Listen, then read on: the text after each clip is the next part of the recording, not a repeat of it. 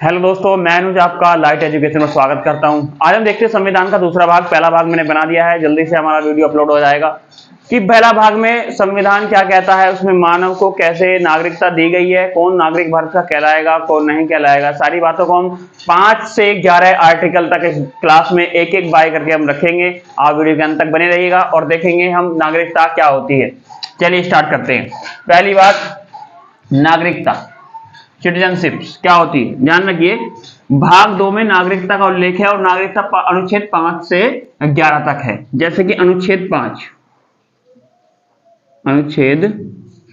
5 क्या कहता है, भारत में नागरिकता कैसी होगी, अर्थात जैसे कि और राष्ट्र होते हैं या भारत राष्ट्र है, वो किस प्रकार से प्रभावित है या भारत किस तरह से अलग है। तो भारत में अकेरी नागरिकता होगी, अकेरी नागरिकता। अब ये अकेली नागरिकता क्या होती है? अकेली नागरिकता वो होती है जैसे कि आपका आधार कार्ड है तो लिखा होगा the government of India, Bharat सरकार, ठीक है। तो यानी अगर कोई भारत का व्यक्ति स्टेट में रहता हो, चाहे वो सेंटर में रहता हो, चाहे वो अन्य किसी राज्य में रहता हो, सबके एक ही आइडेंटिटी पर लिखा होता गवर्नमेंट ऑफ इंडिया। यानी आपकी आइडेंटिटी भारत सरकार से नाम से जानी जाती है, उसमें कोई अलग उसकी आइडेंटिटी नहीं होती। इसलिए और सबसे बड़ी बात है कि भारत में अकेली नागरिकता क्यों है, इसका सबसे बड़ा पर्पस जो है, इसका जो पर्पस है, उद्देश्य अखंडता है। अखंडता, क्योंकि भारत संघ का जो उद्देश्य था वो क्या था? अखंडता है। भारत संघ का उद्देश्य अखंडता है, ठीक है। इसलिए भारत में कैसी नागरिकता है? अकेली नागरिकता है। अब हम बात करते हैं कि मानव भारत में संविधान के अकॉर्डिंग किस प्रकार से अपनी नागरिकता को ग्रहण कर सकता है और किस प्रकार से छोड़ सकता है। आखिर किसकी नागरिकता कब समाप्त होगी और किस प्रकार से वो भारतीय नागरिक कहलाएगा, उसकी क्या एबिलिटीज होगी, उस बात को देखते हैं। देखिए, पहला, हम 5 प्रकार से भारत की नागरिकता को ग्रहण कर सकते हैं। फर्स्ट में आता है आपका, या तो आपका जन्म भारत में हुआ हो, जन्म भारत में हुआ हो, ठीक है जी। नंबर 2, या फिर वंश के आधार पर, वंश के आधार पर, ठीक है जी। और तीसरा हो जाता है आपका रजिस्ट्रेशन, रजिस्ट्रेशन के आधार पर, ठीक है। और चौथा हो जाता है आपका देशीयकरण, देशीयकरण के आधार पर। और 5वां हो जाता है आपका अधिग्रहण, अधिग्रहण के कारण। अब इनको हम समझते हैं, पूरे की पूरी चीजें, ये 5 के 5 जो आपको मैंने सामने रखे हैं कि किस प्रकार से मानव यानी भारत का कोई नागरिक भारतीय नागरिकता है उसको दे दी जाती है। यदि आपका जन्म भारत में हुआ है तो आप भारतीय हैं। अब ऐसा नहीं कोई आदमी पेयर्स अंग्रेज यहां पर घूमना है, उनमें से कोई बच्चे का जन्म भारतीय माँ बाप होने चाहिए, ठीक है, तो तब वो भारतीय कहलाएगा। दूसरा, वंश के आधार पर। वंश के आधार पर का मतलब क्या है? यदि बच्चे के जन्म के समय, जब बच्चा जन्म ले रहा है उसके जन्म के समय माँ बाप में से कोई एक भारतीय हो तो वो भारतीय नागरिक कहलाएगा, ठीक है। दूसरा, ये रजिस्ट्रेशन के माध्यम, रजिस्ट्रेशन का मतलब क्या होता है? जैसे हमारे देश के लोग मैक्सिमम क्या है, विदेश चले जाते हैं। जैसे कि लड़की है, अभी प्रियंका चोपड़ा थी, वो अमेरिका उसने शादी की है, अमेरिका शादी की है निक जोन्स से, निक जोन्स। तो अमेरिका में वो शादी की है, अमेरिका में रहती है प्रियंका चोपड़ा। तो क्या वो भारतीय नागरिकता उसकी समाप्त हो जाती है? नहीं, उसकी भारतीय नागरिकता समाप्त नहीं होगी, क्योंकि वो रजिस्ट्रेशन के माध्यम से भारत की नागरिकता को अचीव कर लेगी। That is the fundamental of citizenship. उसके बाद देशीकरण क्या होता है? देशीकरण का मतलब होता है यदि आप भारत के अंदर 10 साल तक लगातार रहते हो, है ना, अगर आप 10 वर्ष तक लगातार कहां रहते हो? भारत में रहते हो, तो आप ऑटोमेटिक भारत की नागरिकता प्राप्त कर सकते हैं। हालांकि ये प्राप्त करने की शक्ति और बनाने की शक्ति संसद के पास होती है, पार्लियामेंट के पास होती है, जो दिल्ली में आपको मिलेगी। तो देशीयकरण के कारण आप क्या हो सकते हैं? 10 वर्ष अगर आप भारत में लगातार रह रहे हैं तो आप भारत के नागरिकता को प्राप्त कर सकते हैं। उसके बाद क्या होता है? अधिग्रहण। अधिग्रहण का मतलब समझिए, अधिग्रहण का मतलब क्या होता है? मान के चलिए ये भारत का हिस्सा है, ये भारत है, और इधर आपका एक भूखा नंगा देश पाकिस्तान है। समझिए आपने उसके कराची पर अधिकार कर लिया, आपने कराची पर अधिकार कर लिया। जैसे ही आपने कराची पर अधिकार किया तो उस कराची में जो बस रहे हैं लोग, जो यहां पर लोग बस रहे हैं, आपने जब इस पर अधिकार कर लिया, इसके भूभाग को जीत लिया या छीन लिया, इसमें रहने वाले लोग, इसमें बसने वाले लोग सब भारतीय नागरिक कहलाएंगे। इसे कहते हैं अधिग्रहण। कंप्लीट, आगे बढ़ते हैं।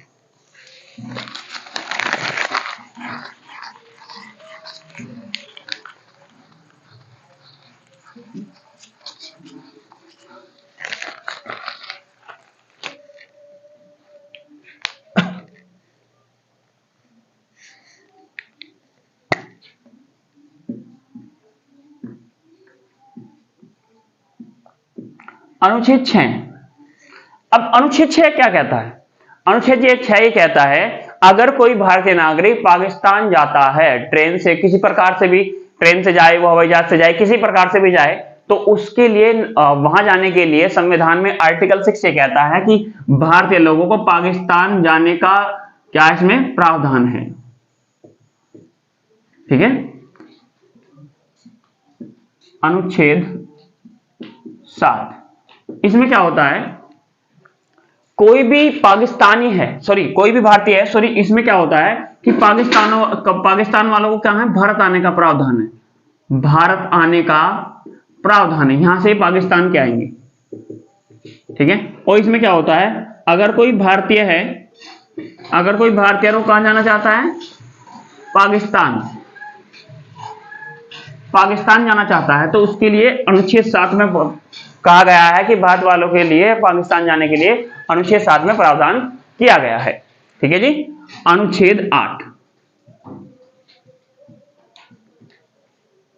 ये क्या है? ये जी ये कहता है कि कोई अगर व्यक्ति विदेशी नागरिकता को ग्रहण कर ले, जैसे मैं हूं और मैं अमेरिका की नागरिकता को ग्रहण कर लेता हूं, तो मेरी जो नागरिकता वो ऑटोमेटिक समाप्त हो जाएगी। आर्टिकल 8 कहता है यदि कोई भारतीय विदेशी नागरिकता ग्रहण कर ले तो उसकी नागरिकता समाप्त हो जाती है। अब आप कहोगे अभी तो आप कह रहे थे रजिस्ट्रेशन के माध्यम से, वो प्रोसेस अलग है, लेकिन अगर आपने रजिस्ट्रेशन नहीं कराया है तो आपकी नागरिकता समाप्त हो जाएगी। ठीक है, ये कंडीशन। उसी प्रकार से अनुच्छेद 9 क्या होता है, अगर कोई व्यक्ति अपनी नागरिकता को स्वयं छोड़ दे तो भी समाप्त हो जाएगी। तो इसमें क्या होता है, जब कोई व्यक्ति अपनी नागरिकता को स्वयं छोड़ देता है तो समाप्त हो जाती है, लेकिन भारत आपकी नागरिकता किस आधार पर समाप्त कर सकता है, वह कौन सी स्थिति होगी जिस समय भारत या संसद जो पार्लियामेंट है, जहां पे हमारे मेंबर्स ऑफ पार्लियामेंट यानी एमपी बैठते हैं, और कैसे संसद आपकी नागरिकता को समाप्त करती है, ऐसा आप क्या कर देते हैं जिससे आपकी नागरिकता समाप्त हो जाती है, उसको मैं आपको 3 पॉइंटों में समझाता हूं। इसे संबंधित है कि आपकी नागरिकता समाप्त कैसे, नागरिकता समाप्त कैसे। पहला, या तो आपने स्वतः छोड़ दियो,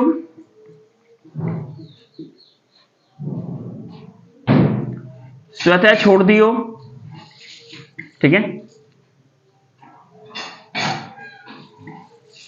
दूसरा, जब भारत का मान के चलिए किसी पड़ोसी देश से युद्ध चल रहा है अंतरराष्ट्रीय स्तर पर, और उस समय आपने उस शत्रु देश का साथ दिया हो जिससे हमारा युद्ध चल रहा है, आप उसी के साथ जाके खड़े हो गए, तो भारत की संसद आपकी नागरिकता समाप्त कर देती है।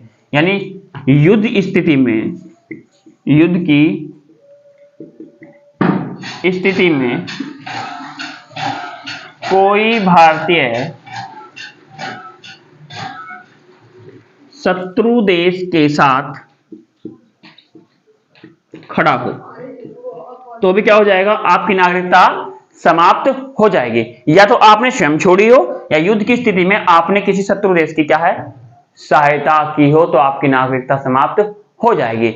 एक और लास्ट पॉइंट इसमें ऐसा आता है, यदि आप या कोई भी क्या चाहिए, आप हो चाहे जो आप देख रहे हो आप भी हो, अगर आप विदेश में लगातार 7 वर्ष रहते हैं, लगातार 7 वर्ष रहते हैं तो आपकी नागरिकता समाप्त हो जाएगी। ये प्रावधान हमारे क्या है, संसद के अंदर स्थित है। अब इससे संबंधित जो है वो लॉ कौन बनाएगा, कौन कानून बनाएगा कि आप यू आर इंडियन सिटीजनशिप, कि you are Indian, you are not Indian, इसकी बात डिपेंड किस पर करती है, इसकी बात डिपेंड करती है आपकी पार्लियामेंट पर, आपकी संसद पर। संसद यानी जो दिल्ली में जो आपके कानून बनाती है। अब हम देखते हैं संसद की शक्ति क्या होती है, कैसे संसद आपको नागरिकता का सर्टिफिकेट देती है।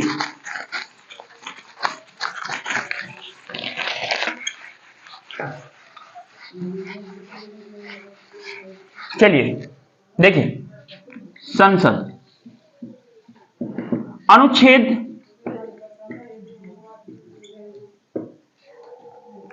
10 क्या कहता है, अनुच्छेद 10 ये कहता है कि संसद के पास ही वह शक्ति है या संसद के अनुसार ही आप भारतीय नागरिकता अपना सकते हैं। भारतीय नागरिकता, भारतीय नागरिकता अपनाना किसके अनुसार, संसद, संसद में वो शक्ति होती है जिससे आप भारतीय नागरिकता को अपना सकते हैं। उसके बाद लास्ट आर्टिकल, क्योंकि 5 से 11 है और हम अंतिम आर्टिकल पर चल रहे हैं, उसके बाद आता है अनुच्छेद 11। ठीक है, अब पूछेगा भारत में ऐसा वह कौन सी निकाय है जिसके पास ये शक्ति है कि तुम भारतीय नागरिक हो, यानी आपको भारतीय नागरिक कहलाने का हक संविधान देता है, लेकिन संविधान के अकॉर्डिंग उसको लागू करने का काम कौन करता है, तो हमारी पार्लियामेंट करती है, उसको हम संसद कहते हैं।